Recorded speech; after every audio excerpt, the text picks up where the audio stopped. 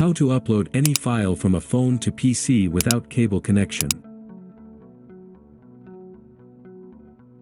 First, open your email address through Microsoft Edge browser.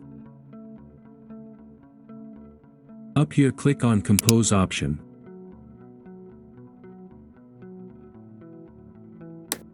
Enter the email address that you would like to share or use as an example.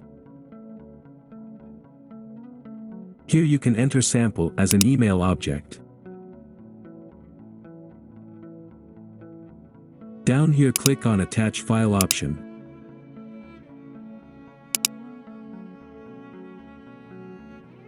Here you can see this new option of Upload from Phone. Click on it.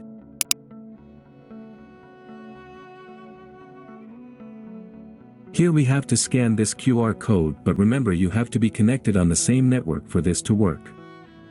Here is your phone. Open the camera. This will open up the website, and on your computer will pop up the confirm message. Click on Confirm.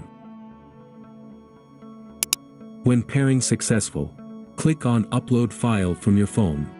Now choose the files that you would like to share.